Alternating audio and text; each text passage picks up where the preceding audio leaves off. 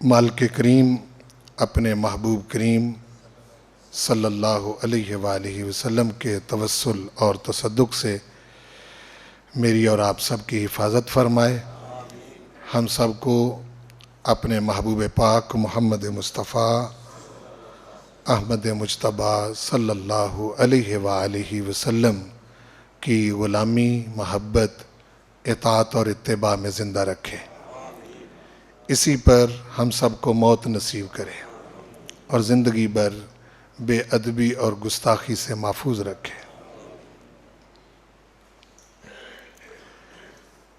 میری عادت ہے کہ میں اکثر سورۃ الانشراح، جس کو سورہ علم نشرح، اس کو میں ویسے بھی پڑھتا رہتا ہوں اور نماز جمعہ میں بھی میں اس کو کثرت سے تلاوت کرتا ہوں۔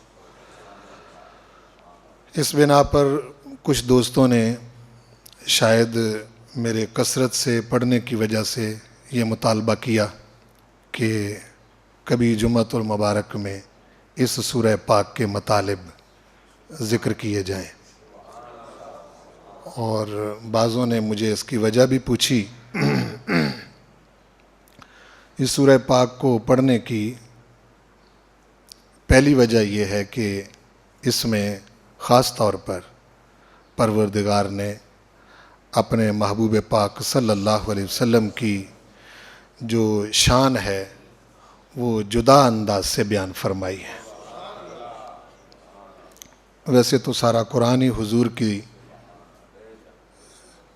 صفت و ثناء پر مشتمل ہے، لیکن اس میں بڑا خاص انداز ہے پروردگار کا اپنے محبوب کریم صلی اللہ علیہ وآلہ وسلم کی شان اور آپ کی عظمت کو بیان کرنے کا۔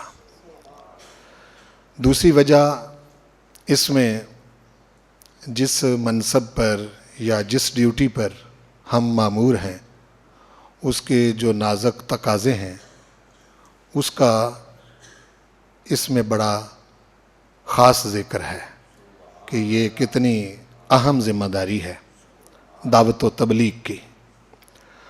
اور تیسری یہ کہ انسان تکلیف سے، دکھ سے، پریشانیوں سے اور بیماریوں سے، الجھنوں سے باوجود کوشش کے اپنی عقل، اپنا علم، اپنی سمجھ استعمال کرنے کے باوجود یہ دکھوں تکلیفوں سے بچ نہیں سکتا، تو تمام زندگی کی تکالیف اور تمام زندگی کے دکھوں کی دوا یہ صورت ہے۔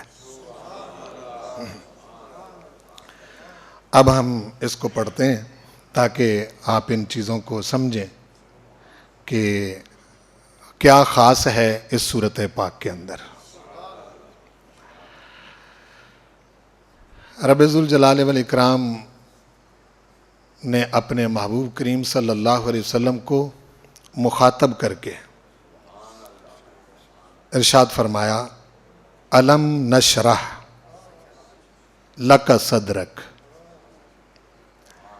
یہ جو شروع میں حمزہ آ رہا ہے آ، اس کو استفہام انکاری کہتے ہیں۔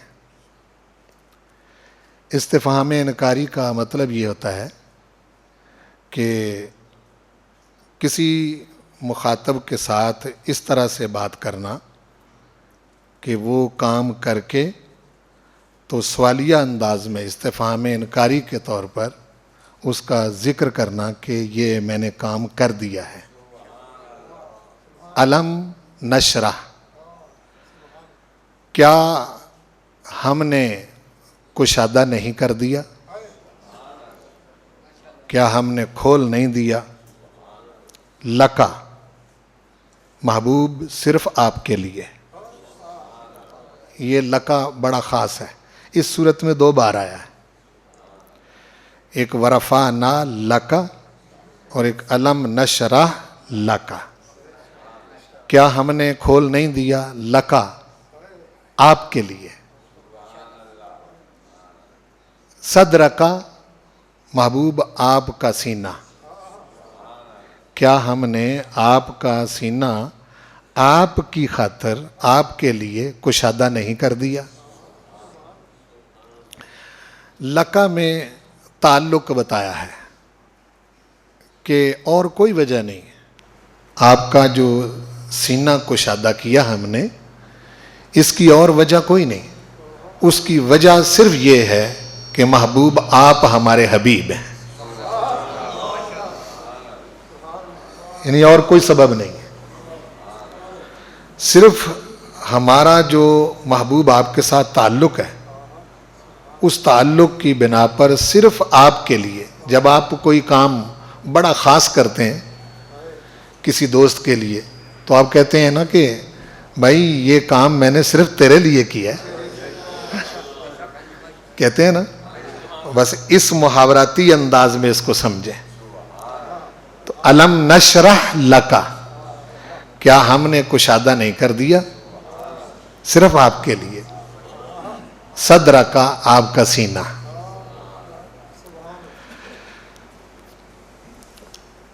اب اس سینہ کو کشادہ کرنے کے مفسرین نے بہت معنی لکھے ہیں، ایک تو فزیکلی بھی ایسا ہوا،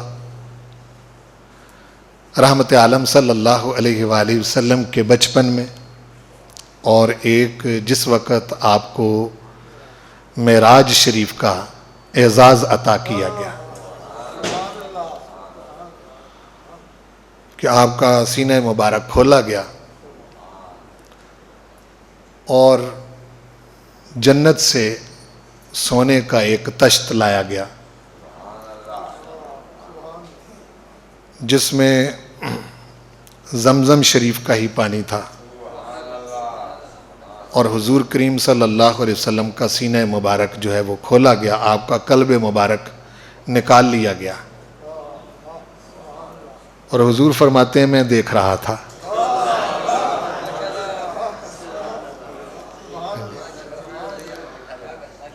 اب قلب مبارک جسم اطہر سے جدا کر کے، علیحدہ کر کے، تو اس کے باوجود حضور کا دیکھنا، یہ کائنات میں ایک جدا خصوصیت ہے جو صرف آپ کی ہی ہے۔ آپ کی زندگی کو ہم مادی لوگ نہیں سمجھ سکتے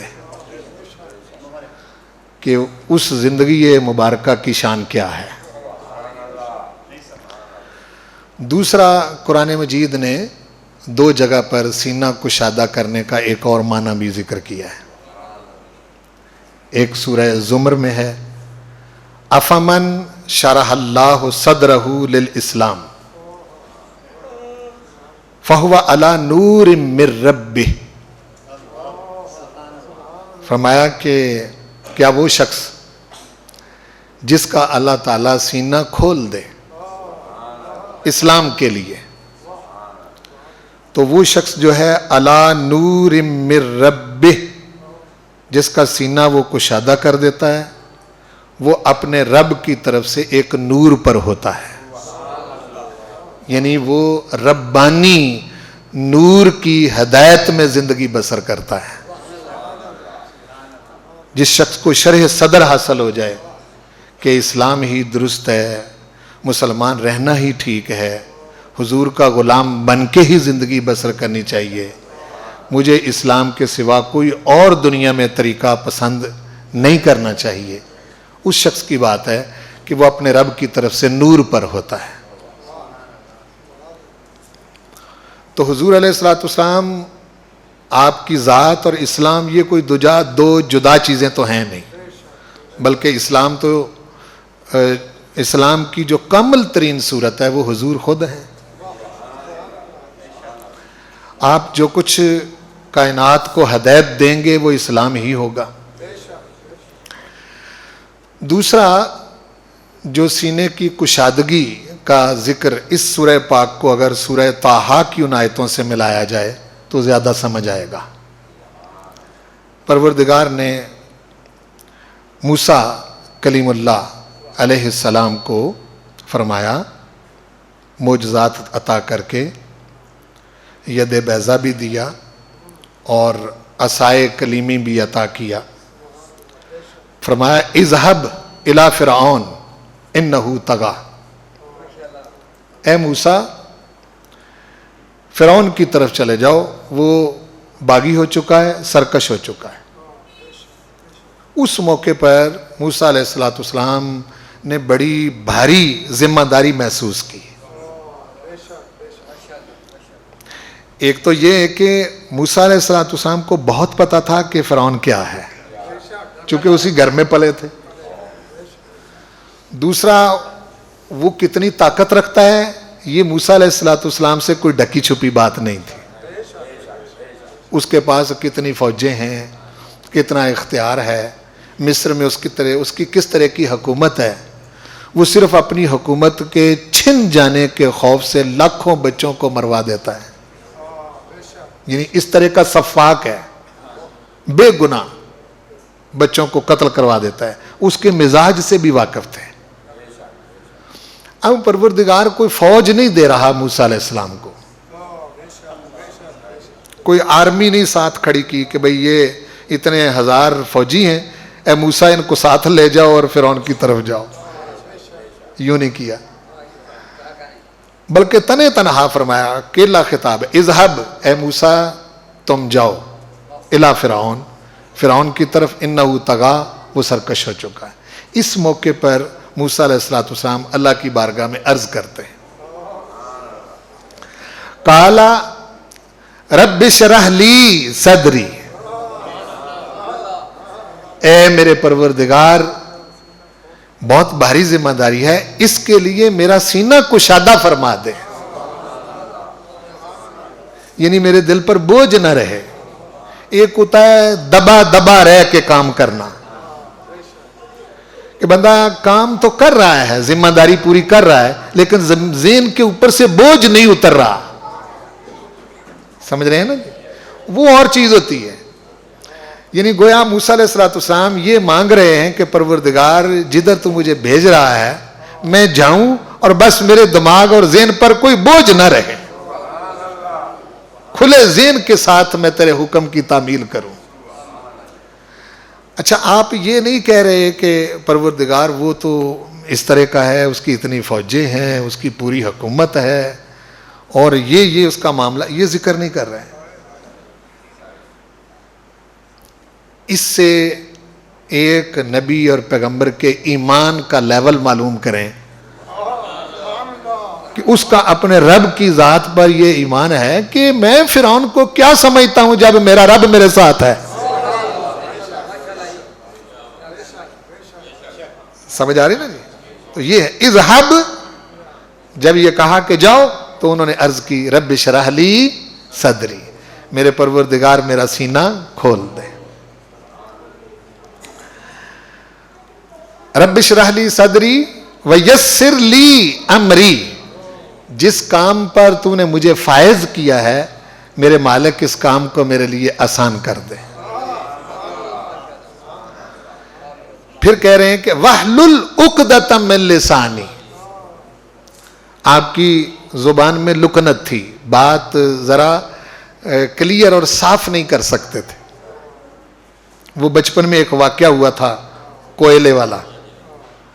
جب موسیٰ علیہ السلام نے وہ گود میں بیٹھے ہوئے فرعون کی داڑھی پکڑ کے کھینچی نا، تو وہ اس کو خطرہ محسوس ہوا کہ یہ تو وہی بچہ ہے.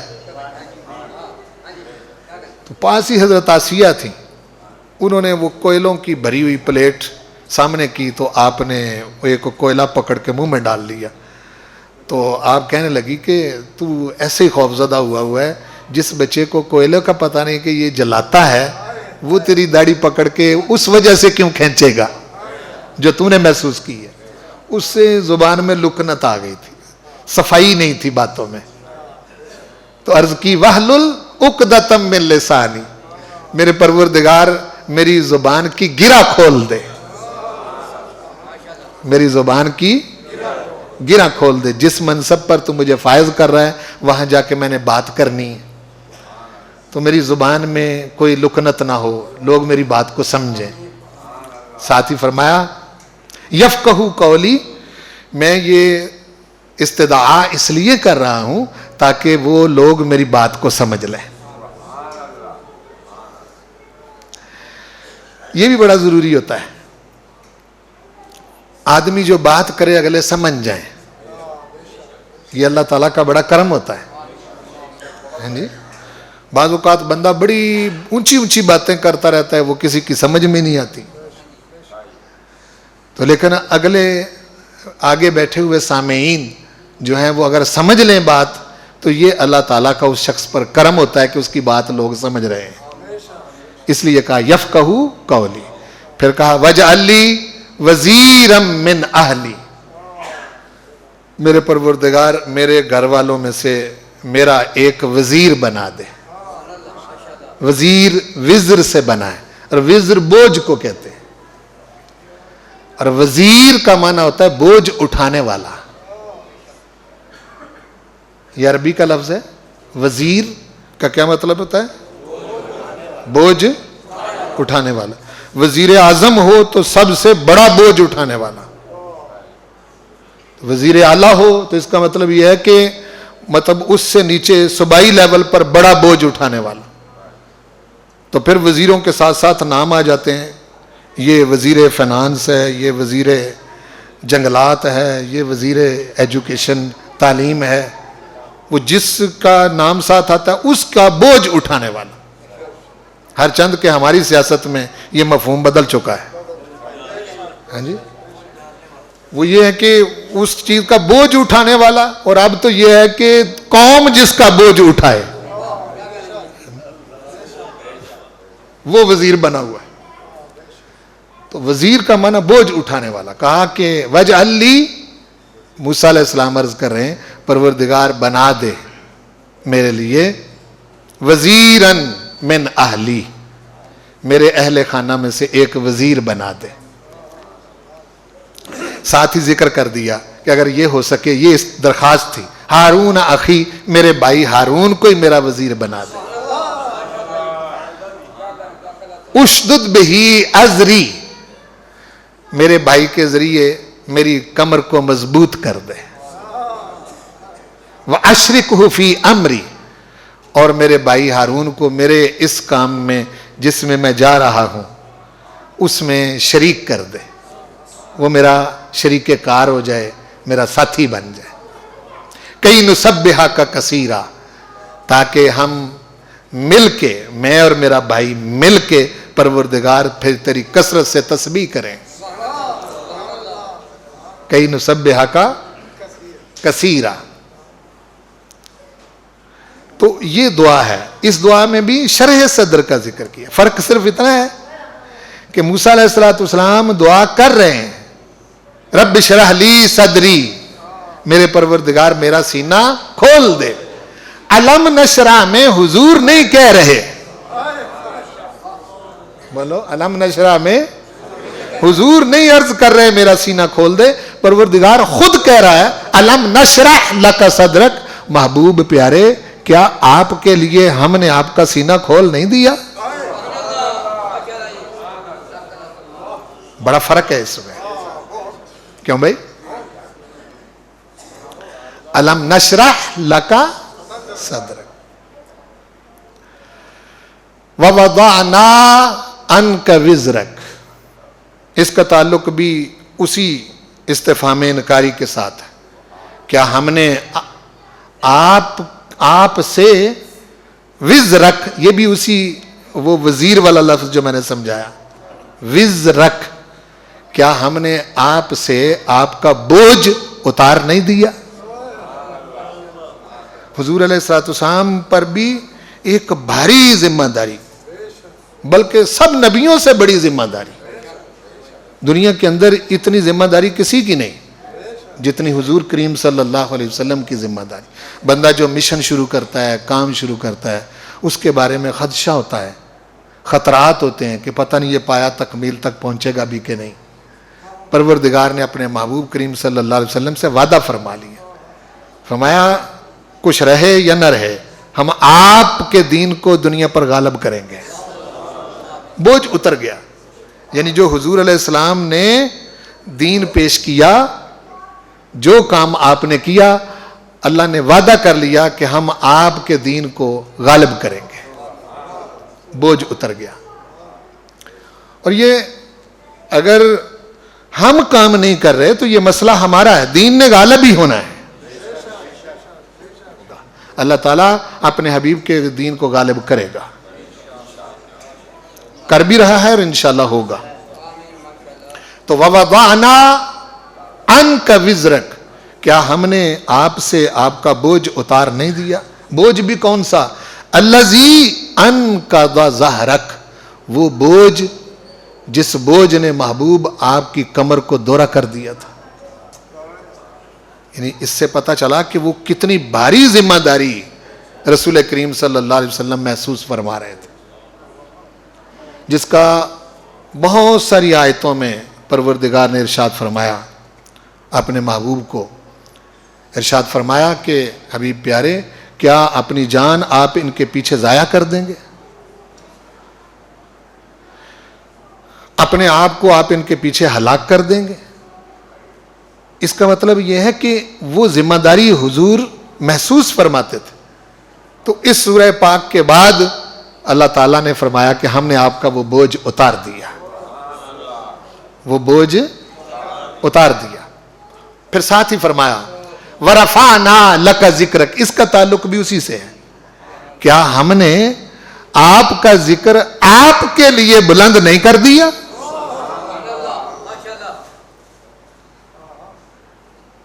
یعنی ہم نے آپ کا ذکر آپ کی خاطر, لکا والا جو لفظ ہے نا قرآن مجید میں, اس تعلق کو محسوس کریں.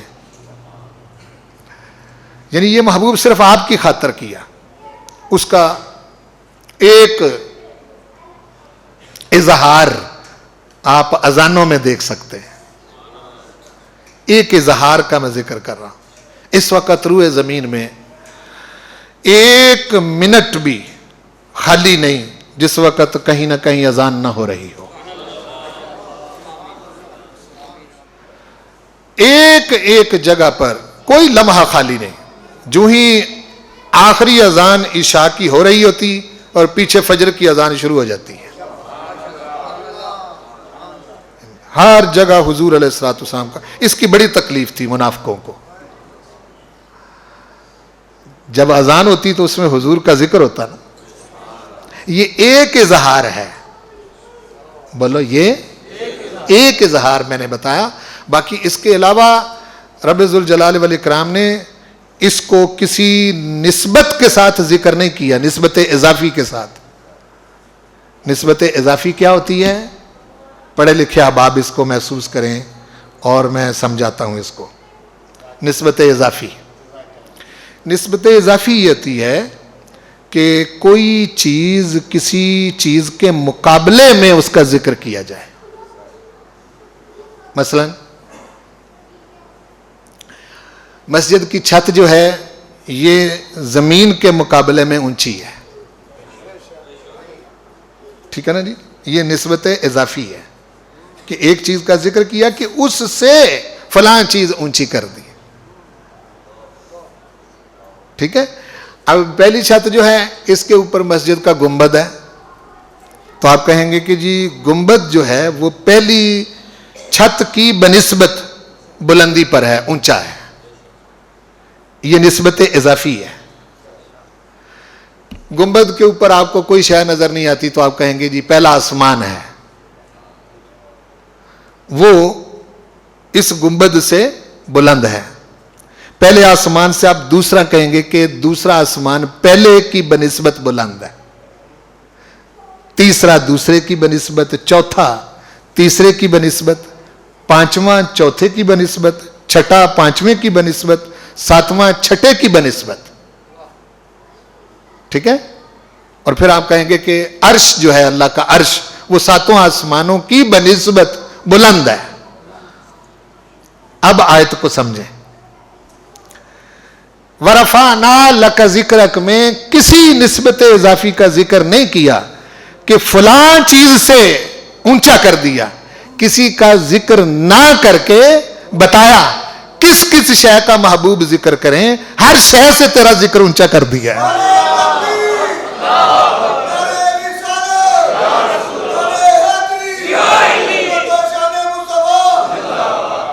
سمجھ آئی؟ یعنی کسی شے کا ذکر نہیں کیا یہاں کہ فلاں سے اونچا کیا. محبوب وہ دیکھو نا آدم کا کتنا ذکر ہے, ان سے اونچا کر دیا, نہیں کہا. حبیب پیارے ابراہیم علیہ السلام کا کتنا ذکر ہے, ان سے اونچا کر دیا, نام نہیں لیا. سارے انبیاء کا بھی یہاں ذکر نہیں کیا کہ کل نبیوں سے اونچا کر دیا. یوں بھی نہیں, دنیا میں اول سے لے کے آخر تک بڑے بڑے نامور لوگ گزرے, نام نہیں لیا کسی شے کا. پھر بلندی میں کسی شے کا ذکر نہیں کیا کہ فلاں شے حبیب کتنی اونچی ہے, ہم نے اس سے بھی اونچا کر دیا. نہ وَرَفَعْنَا لَكَ, بلند کر دیا صرف آپ کے لیے. آپ کا ذکر کسی شے کا نام اس لیے نہیں لیا کہ کسی شے کا ذکر کریں, ہر شے سے تو تیرا ذکر اونچا کر دیا ہے. سبحان اللہ. اب نسبت اضافی سمجھے نا جی, اس آیت مبارکہ میں یہ ذکر کیا گیا ہے کہ کس چیز کا ذکر کریں, کون کون سی شے کا نام لیں کہ فلاں سے اونچا کر دیا. نہیں, جس کو شے کہتے ہیں, جس کو شے کہتے ہیں, صرف شے سے باہر ایک ذات ہے اور وہ اللہ کی ذات ہے, وہ شے نہیں. بولو, شے سے باہر صرف پروردگار کی ذات ہے. اس لیے اس نے یہ کہا ان اللہ علی کل شیء قدیر, بے شک اللہ ہر شے پر قادر ہے. اللہ شے نہیں, جو شے ہے وہ محبوب کے ذکر سے نیچے ہے, ذکر اس سے بھی اونچا ہے. ذکر اس سے بھی اونچا ہے. یہ فرمایا وَرَفَعْنَا لَكَ ذِكْرَكَ. اب حضور کریم صلی اللہ علیہ وآلہ وسلم کو آپ کی نسبت سے آپ کے لیے, آپ کے اصحاب کے لیے اور آپ کی امت کے لیے ایک انٹرنیشنل اصول بتایا آگے, عالمگیر اصول. فَإِنَّ مَعَ الْعُسْرِ يُسْرًا,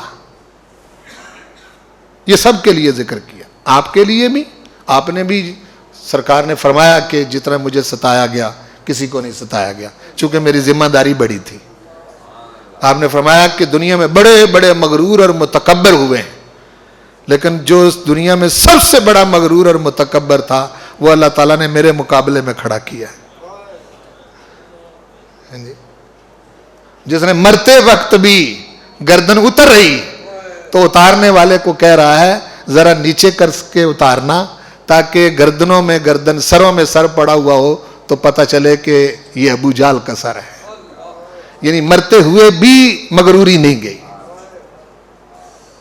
فرمایا کہ میرے مقابلے میں سب سے بڑا متکبر اور مغرور اللہ تعالیٰ نے اس لیے کھڑا کیا, یہ نقص نہیں تھا, اس لیے کھڑا کیا کہ میری دعوت بھی اسی درجے کے لحاظ سے اونچی تھی. سمجھ آئی نا؟ جتنی بڑی آپ کی دشمنی ہوتی ہے, آپ کے سامنے جتنا بڑا دشمن کھڑا ہوتا ہے, اتنی ہی زیادہ آپ کی دعوت کامیاب ہوتی ہے. یہ اصول ہے. فرمایا ان مع العسر یسرا, بے شک عسر کے ساتھ ہی یسر ہے. میں مع کا معنی آپ کو ساتھ سمجھانا چاہ رہا ہوں. ان فإن مع العسر, عسر کے ساتھ ہی, یعنی تنگی کے ساتھ ہی یسرا, آسانی ہے. سمجھیں بات کو؟ ایک عام طور پر معنی اس کا کرتے ہیں جی تنگی کے بعد آسانی ہے, یعنی تنگی آ کے گزر جائے پھر آسانی آئے گی. نا, یہ نہیں ہے مطلب. وہ جو عسر ہے نا تنگی, اس کے ساتھ ہی, اس تنگی میں ہی آسانی ہے. نہیں سمجھے بات کو؟ ہم تو وہ لطف نہیں نہ اٹھاتے اس کا, اس عسر کا لطف نہیں اٹھاتے, واہ ویلا شروع کر دیتے ہیں. ہاں جی, جب عسر آئے, تنگی آئے, تو ساتھ ہی ہمیں جو ہے وہ لالے پڑ جاتے ہیں. وہ جو تنگی کے حالات ہوتے ہیں, تنگی کے حالات, ان میں لطف کیسے لیا جاتا ہے, یہ سیدنا ایوب صابر علیہ السلام سے سیکھو. اس میں بھی ایک لطف ہے. جب آپ کی وہ بیماری ختم ہو گئی تو پوچھا جبریل امین نے حضرت ایوب صابر علیہ السلام سے پوچھا, بتاؤ بیماری والے حالات اچھے تھے یا یہ صحت والے حالات اچھے ہیں؟ فرمانے لگے وہ بیماری والے حالات اچھے تھے. کہنے لگے اس وجہ سے ایک تو میں اس میں کبھی غافل نہیں ہوتا تھا, دوسری یہ کہ روز میرا پروردگار مجھ سے پوچھتا تھا ایوب تیرا کیا حال ہے, اور جب سے ٹھیک ہو گیا ہوں یہ آواز نہیں آئی. جب سے ٹھیک ہو گیا ہوں یہ آواز نہیں آئی. آپ غور کریں, جب آپ تکلیف میں ہوتے ہیں تو غفلت کم ہوتی ہے. کیوں بھائی؟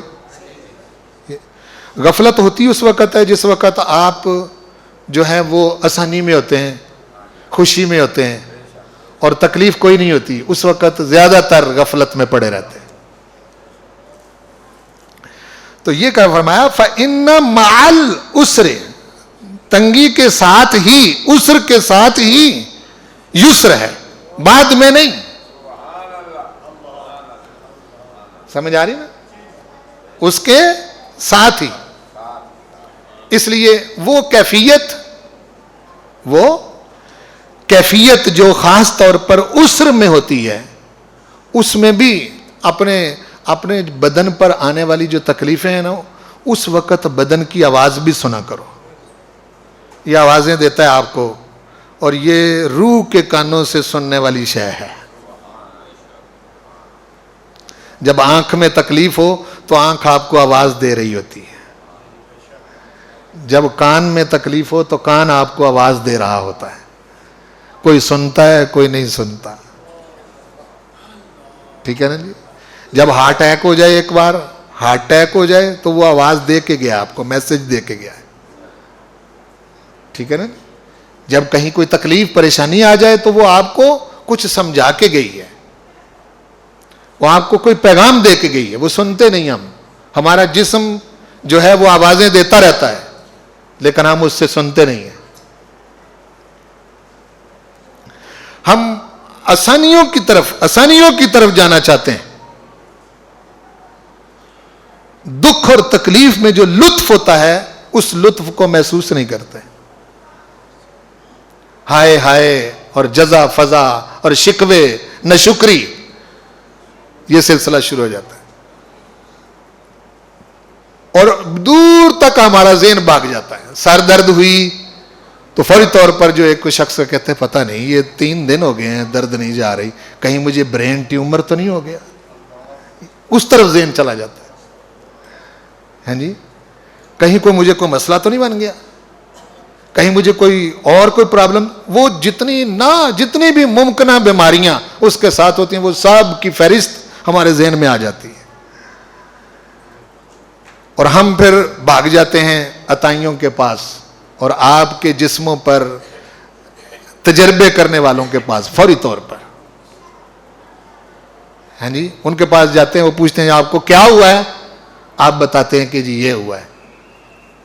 وہ آپ کو جو ہے وہ 4 5 10 قسم کے ٹیسٹ لکھ دیتے ہیں, پتہ ان کو بھی کوئی نہیں کیا ہوا ہے.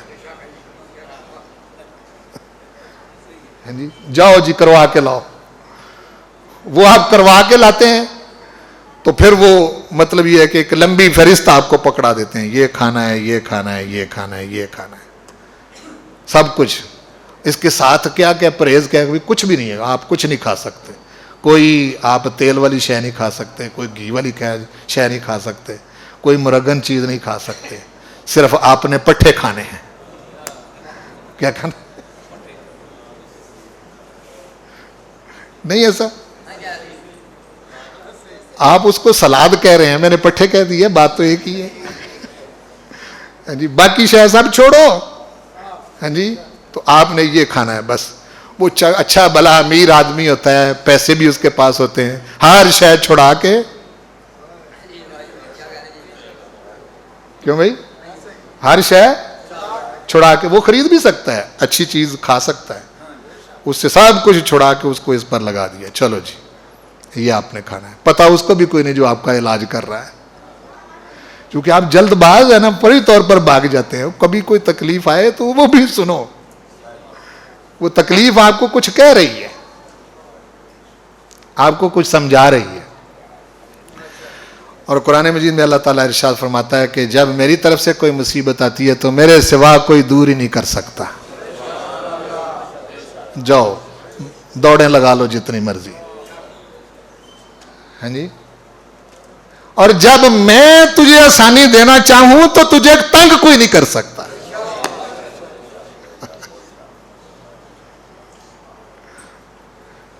ٹھیک ہے نا, نہیں تو یہ روز آپ کے ساتھ ہو رہا ہے.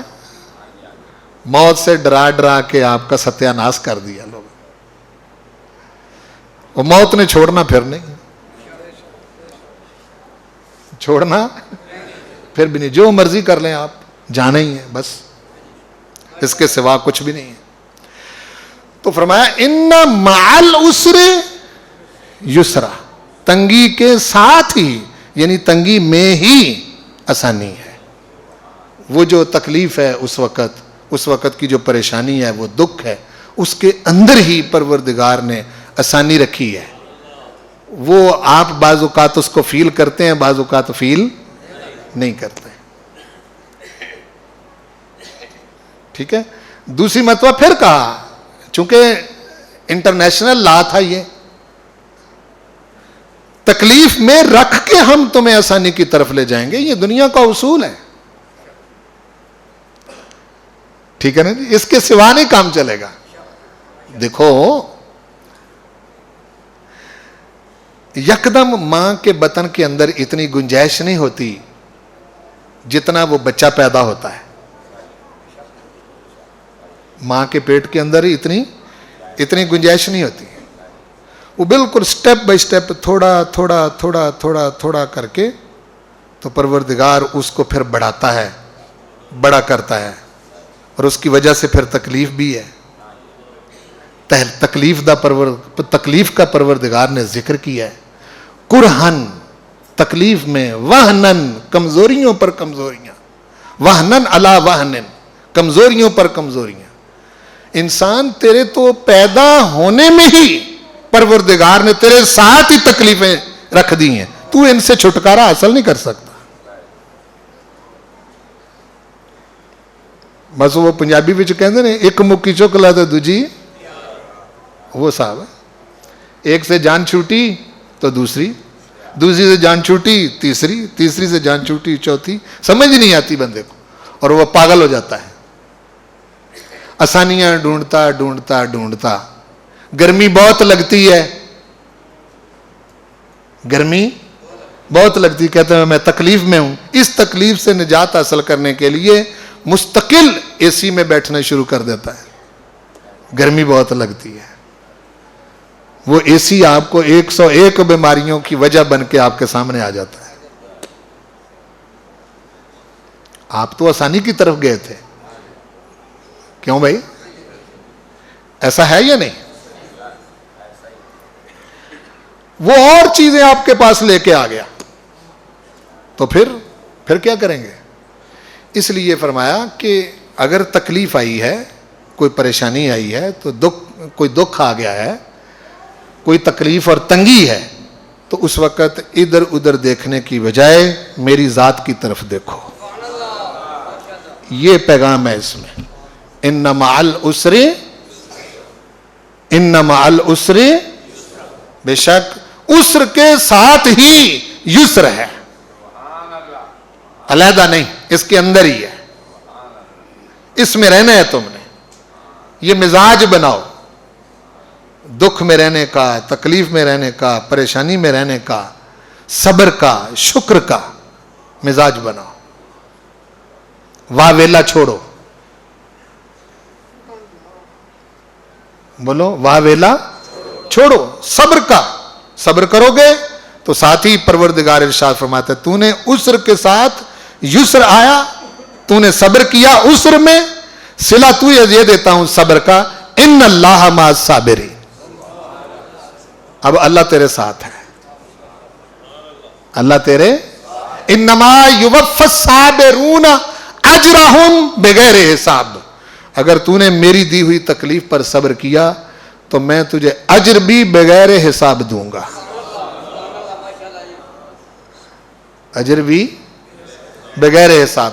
اور صبر کا مفہوم سمجھانے کے لیے میں عرض کر دوں کہ حضور علیہ السلام تشریف لے جا رہے ہیں، ایک قبر کے پاس ایک عورت بیٹھی رو رہی ہے، جزا فضا کر رہی ہے اور شکوے کر رہی ہے، اس کا بچہ فوت ہو گیا تھا، بچہ فوت ہونے کے بعد قبر پر ہی بیٹھ گئی، آپ نے فرمایا اتق اللہ واصبری یا امت اللہ، اللہ کی بندی اللہ سے ڈر اور صبر کر۔ وہ کہنے لگی کہ بمثل مصیبتی، جس طرح کی مصیبت مجھے آئی ہے نا، اس طرح کی مصیبت تجھ پر نہیں پڑی ہے مجھے نصیحت کرنے والے، نصیحت تو حضور کر رہے ہیں، اس کا منہ قبر کی طرف، حضور پیچھے ہیں اور اس کو کہہ رہے ہیں اتق اللہ واصبری، اللہ سے ڈر اور صبر کر۔ اس نے آگے سے یہ کہہ دیا کہ اس طرح کی مصیبت تجھ پر نہیں پڑی جس طرح کی مجھ پر پڑی ہے، اس لیے تجھے کیا پتا ہے تو مجھے صبر کا کہہ رہا ہے۔ حضور گزر گئے، بعد میں کسی نے بتایا کہ تجھے اتق اللہ واصبری کہنے والے کون تھے؟ کہنے لگی پتہ نہیں، اس نے بتایا کہ وہ حضور تھے، حضور کی خدمت میں حاضر ہی، کہنے لگی یا رسول اللہ میں غم کی شدت سے پہچان نہیں سکی، آپ ہیں اس لیے میں معذرت چاہتی ہوں، معافی چاہتی ہوں۔ فرمایا نہیں کوئی بات نہیں، تو نے اگر اس وقت نہیں پہچانا، لیکن جس وقت تجھے مصیبت پہنچی اور میں نے کہا تھا کہ اللہ سے ڈر اور صبر کر، اس وقت صبر کرتی تو اس کا اجر بغیر حساب تھا، بعد میں تو رو دو کہ صبر آ ہی جاتا ہے، کیوں بھائی؟ پھر اتنا صبر آتا ہے تو آپ سال سال بعد بھی ماں کی قبر پر نہیں جاتے،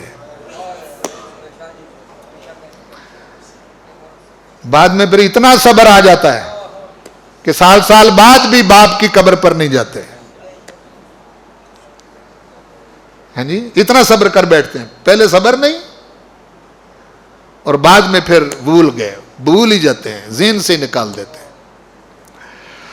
اللہ اکبر۔ تو فرمایا ان مع العسر یسرا، عسر کے ساتھ ہی یسر ہے، عسر کے ساتھ ہی یسر، یہ سمجھ کے پڑھی ہوئی صورت ہو تو بندے کے سارے دکھ دور ہو جاتے ہیں، اسی لیے تو میں سب سے زیادہ اس کو پڑھتا ہوں اور آپ کو سناتا ہوں، ہاں جی، ان مع العسر۔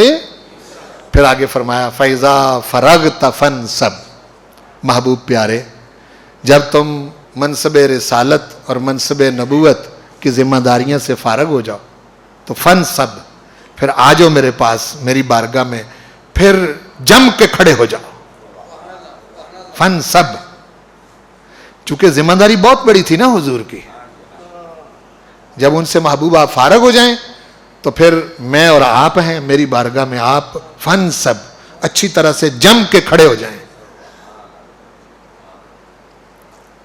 فَإِذَا فَرَغْتَ فَانْصَبْ وَإِلَىٰ رَبِّكَ فَارْغَب۔ یہ اسی طرح رہنے ہیں حالات، تانے دینے والے بھی رہیں گے، تکلیف دینے والے بھی رہیں گے، دکھ دینے والے بھی رہیں گے، پھبتیاں کسنے والے بھی رہیں گے، تجھے مجنوں، ساحر، جادوگر، نہ جانے کیا کیا کچھ کہنے والے رہیں گے، حالانکہ اس میں کوئی شے تیری ذات میں نہیں، کوئی شے تیری ذات میں نہیں، یہ اسی طرح آوازیں کستے رہیں گے، دکھ رہیں گے، دکھ دینے والی باتیں بھی کریں گے۔ وَإِلَىٰ رَبِّكَ فَارْغَب، محبوب انہیں چھوڑ اپنے رب کی طرف اپنا چہرہ موڑ لے، ان کی نہ سن، ان کی، وہ لوگ جس طرح کی باتیں کرتے ہیں اگر ان باتوں کو ذہن پر سوار کر لیا جائے تو پھر کوئی کام ہو سکتا ہے؟ پھر کوئی کام نہیں ہو سکتا۔ دیکھو کیا تلقین فرما رہا ہے پروردگار، ہاں جی، حضور تو مجنون نہیں نا، بولو. تو مجنو کہا. حضور شاعر بھی نہیں, انہوں نے شاعر بھی کہا. ٹھیک ہے. اسی طرح حضور ساحر بھی نہیں, انہوں نے کہا جادوگر ہے.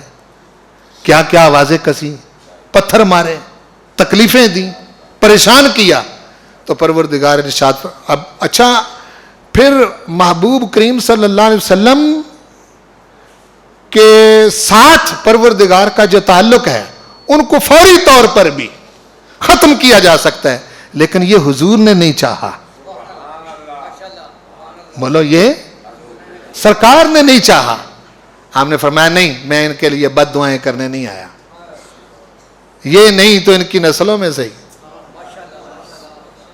یہ نہیں تو ان کی نسلوں میں سے کسی کو تو سمجھ آ جائے گی. اس لیے اخلاق عالیہ کے ساتھ اپنے دین کا پیغام حضور نے لوگوں تک پہنچایا.